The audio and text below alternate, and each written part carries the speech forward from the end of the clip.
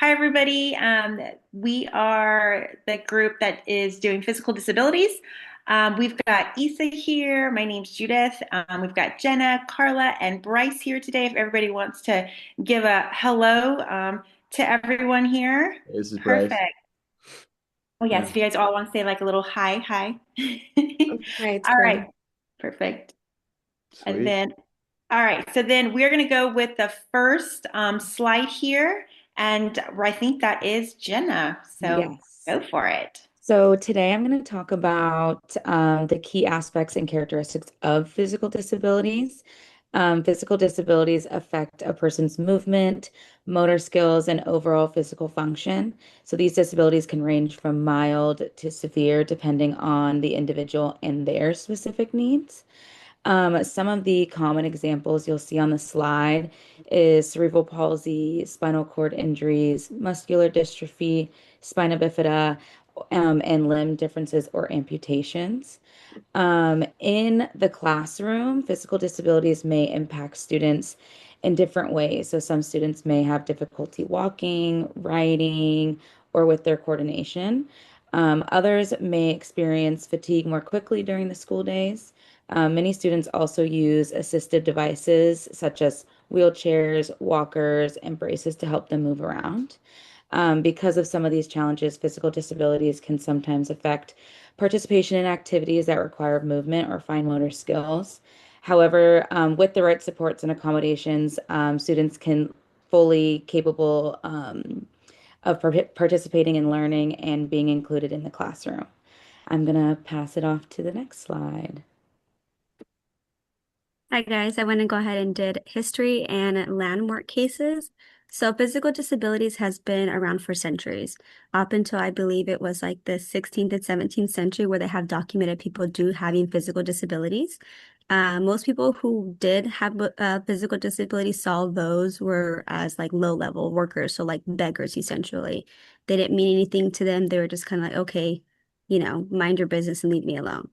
In the 17th and 18th centuries, people began to advocate for those with physical disabilities.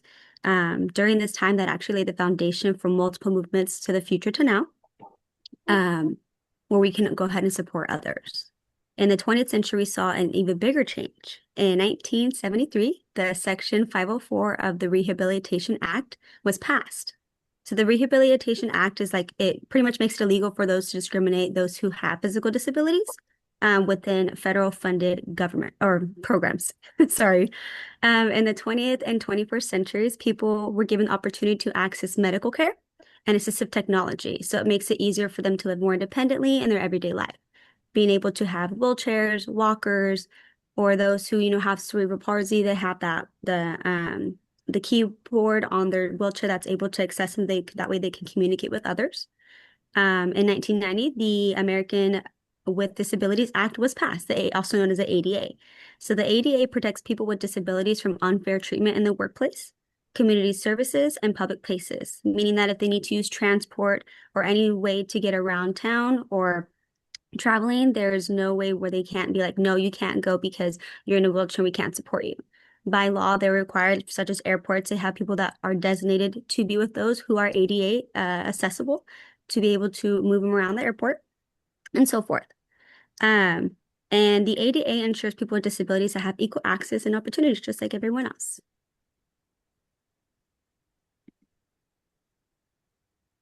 Perfect. Yeah, so I'm going to talk about instructional strategies for differentiation of content. So looking at 8 different strategies that affect instruction and also just the classroom environment. So like Issa was talking about, the Americans with Disabilities Act was very influential education legislation that influenced how we build buildings in the United States. I've mentioned in an earlier discussion board that I worked in construction management for a couple years. And so I can just very much confirm the ADA is something that's built into the construction process. So really any new construction is compliant with that. So sometimes when there's older buildings, there's more access issues where those conditions aren't met. But there are strict guidelines that determine the dimensions of door openings, room sizes, bathrooms, all these things. So that's first and foremost is ensuring classroom access, which the ADA goes a long way towards doing. And so the main question there is, can students get there? Can students get to the school campus? Can they get on campus? Can they get into the classroom? If they're using a wheelchair or a walker or another assistive device, can they even get into the door? That's the first. Also looking at door handles, how much weight there is on a door to get a door open, considerations about lighting for students with epilepsy. Is there elevator access? Obviously for people with wheelchairs, but even in consideration for students with asthma. So that ADA compliance is a really good standard and creates that access. Second is designing the classroom ecology, kind of the flow of the classroom. And there's a lot of considerations here. Is there enough space between desks and tables and among them for students to access? Are there wheelchair accessible tables? Are there standing or sloped desks if a student needs that? A couple other items are thinking about if you have learning centers in your classroom or different whatever supplies students will need, are those going to be accessible to all students? So the second thing is classroom ecology. So can students get there? Can students get around? And can students get what they need? And so now we're more into differentiation of content and instruction. And one way to do this is cooperative learning activities. So, and later on, actually, number five, something that's very helpful for a lot of students with disabilities, with physical disabilities, is given extended time and extended deadlines for assignments and projects. But to make sure that students with physical disabilities are included in group work, it's really good to do cooperative learning activities, which essentially is small group activities. And so with smaller groups, you have an increase in individual accountability, as well as an increase in just positive interdependence among students, right? So if you're having the whole class do something, if students are working slower, and this goes towards a lot of disabilities as well, maybe they just get left behind, right? But if it's a group of 3 or 4 and there's specific roles, you have more assurance that all students are going to participate and collaborate. Number 4, paraprofessionals. Just having paraprofessionals in the classroom can be helpful with students. One very specific need, a lot of times with physical disabilities, is taking notes. And then moving on to number 6, frequent breaks. Just if students need movement breaks or need to not be sitting as long, to accommodate that is very important and helpful. Number 7, physical education. Obviously, PE is a part of curriculum all the way through the end of middle school and then part way into high school. And so with physical education, accommodating both with equipment and activities so that students' needs can be met. Obviously, students with physical disabilities are going to have different range of motion or different range of how they can participate in activities. And so accommodating those as much as possible. And last but not least is with health education, to be educated as an educator, to be educated about what health resources are available on your campus or in your school district, to be educated about those and how you can access those or educate students and their families about accessing those. That's it for me. I'll pass it off here.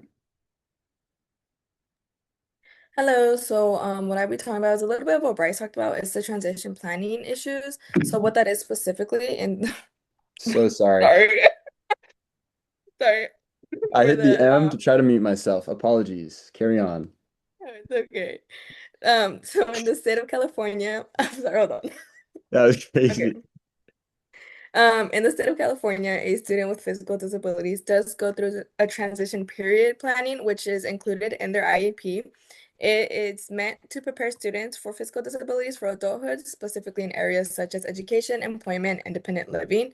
Although they are transitional planning issues, and which are challenges and concerns that students with physical disabilities face, unfortunately, when transitioning.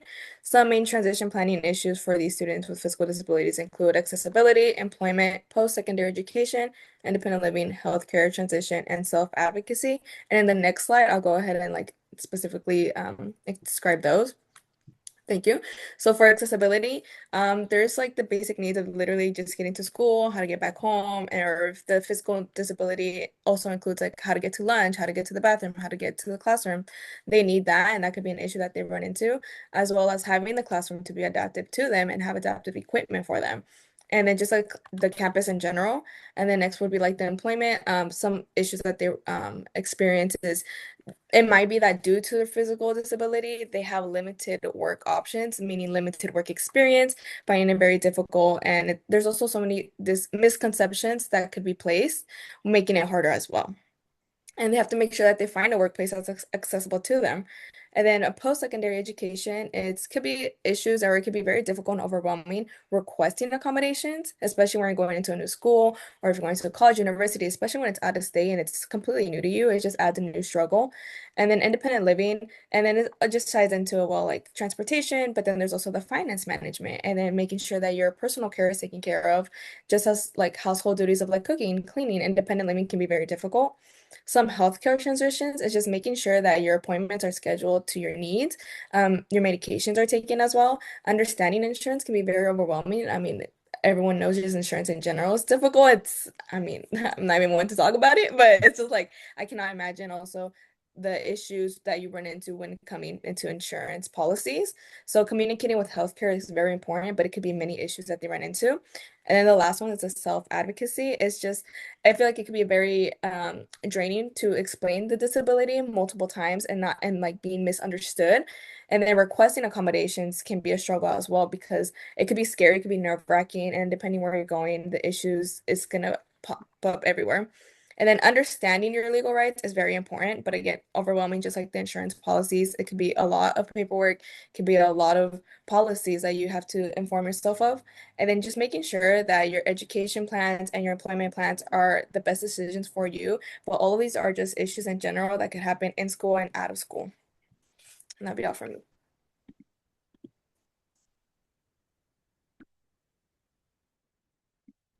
You're muted, Judith. Judith, you're my Sorry, I apologize. I know I am muted because there was a dog barking. Anyways, so I'm now going to sum up it with, well, there might be a question, how do we find these resources for our students, right? And how can, and how long? So I live in the Murrieta Valley area and I also work for the Murrieta Valley Unified School District. So this is the reason why I chose Murrieta Community because they are a great partnership, Murrieta City with the Murrieta School District. So first of all, our Murrieta community resources. Um, so the Murrieta City actually has a center for Disability Resource Center. So these people of all ages, but definitely students, it provides transportation for them. It provides community service, again, for all disabilities, but also the support they need for the families too, or even in when it comes to getting into housing too, that is accessible for them. We also have more specific to our students and our youth, the David L. Long Regional Learning Center. This provides educational support programs for students with diverse learning and physical needs. Again, something else is the Spinal Network. Again, just community support, education, but advocacy for the individual, but also for the families with physical disabilities. There is the Skyrocket Pediatric Therapy Foundation. Um, Again, it provides speech, occupational therapy, just regular therapy support for children, but again, also for their families, because we have to realize that their families are going through this also. So then we're going to go to the next slide. And I incorporated, and again, all this can be found on for the community, it can be found on the Murrieta Valley or the Murrieta City website. But the Murrieta Valley Unified School District, again, is a great partnership with the city. So our goal is that the community and the school district resources are designed to help students with disabilities succeed through accessible education, therapy services, and then obviously, which is most important, that family partnership. So as I had said, Murrieta Valley Unified School District specializes in special education services as early as 2.5, you guys, all the way through the age of 21. So a little bit when it comes to like Karla and Bryce saying about, health education, physical education, and then learning how to get a job, learning how to go through insurances and just learning how to survive on a daily basis. Well, guess what? Murrieta Valley Unified School District can help those students all the way up through the age of 21 because they also have an adult special education program. Again, individualized education programs, which we know them as IEPs. Physical therapy and occupational therapy. Not only does it go to the school, but they also go to the students' homes too. Adaptive physical education. And we also have an out learning home program for people that may need to be at home for a little bit because of their disabilities, their physical disabilities. We also have transportations. Obviously, that is going to be based on when it's appropriate for the student's needs. And then obviously, just in general, providing that every teacher, educator, it's providing an inclusive classroom and specialized programs, whether it be essential classes, whether it be behavioral classes. And again, all of that can be found on the Murrieta Valley Unified School District website under Families and Special Education. Thank you.